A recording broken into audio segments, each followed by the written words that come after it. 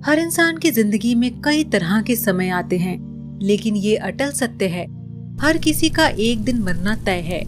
इसी बात को लेकर हर किसी में अलग अलग धारणाएं बनी हुई हैं। लेकिन मृत्यु के बाद क्या होता है, इसकी सच्चाई बहुत पहले बताई जा चुकी है।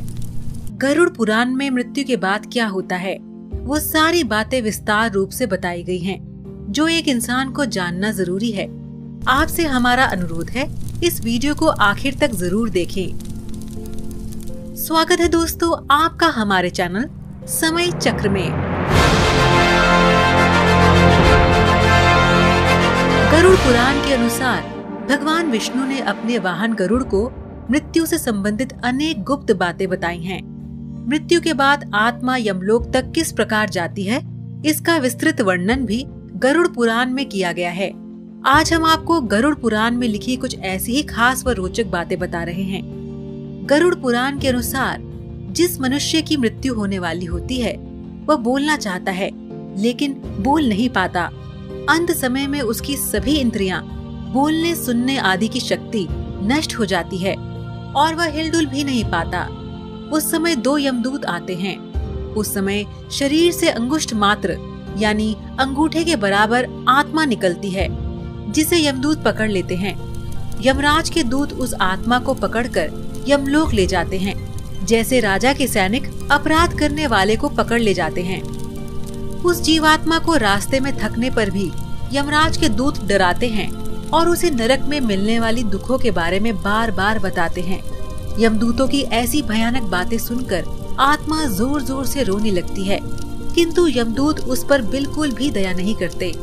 इसके बाद वह जीवात्मा आग की तरह गर्म हवा तथा गर्म बालू पर चल नहीं पाती और भूख प्यास से तड़पती है। तब यमदूत उसकी पीठ पर चाबुक मारते हुए उसे आगे ले जाते हैं।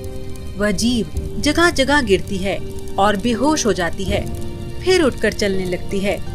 इस प्रकार यमदूत जीवात्मा को अंधकार वाले रास्ते से यमलोक ले जाते हैं। गरुड़ पुराण के अनुसार यमलोक 99,000 योजन यानी 1 योजन बराबर होता है 4 कोस यानी 3 से 16 किलोमीटर। वहाँ यमदूत पापी जीव को थोड़ी ही देर में ले जाते हैं। इसके बाद यमदूत उसे सजा देते हैं। इसके बाद वह जीवात्मा यमराज की आज्ञा से यमदूतों के साथ फिर से अपने घर आती है।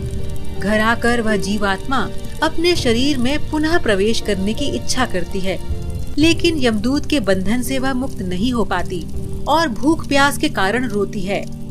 पुत्र आदि जो पिंड और अंत समय में दान करते हैं, उससे भी उसकी तृप्ति नहीं होती। इस प्रकार भूख प्यास से युक्त होकर वह जीव यमलोक जाता है। इसके बाद उस आत्मा के पुत्र आदि परिजन यदि पिंड दान नहीं देते हैं, तो वह प्रेत बन जाती है और लंबे समय तक सुनसान जंगल में रहती है। गरुड़ पुराण के अनुसार मनुष्य की मृत्यु के बाद 10 दिन तक पिंडदान अवश्य करना चाहिए। पिंडदान से ही आत्मा को चलने की शक्ति प्राप्त होती है। शव को जलाने के बाद मृतदेह से अंगूठे के बराबर का शरीर उत्पन्न होता है।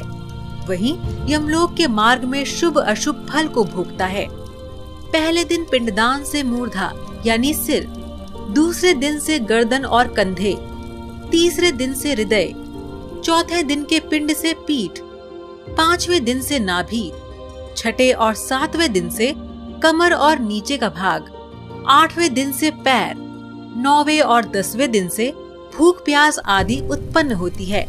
यमदूतों द्वारा 13वें दिन आत्मा को पकड़ लिया जाता है। इसके बाद वह भूख प्यास से तड़पती हुई यमलोक तक अकेले ही जाती है।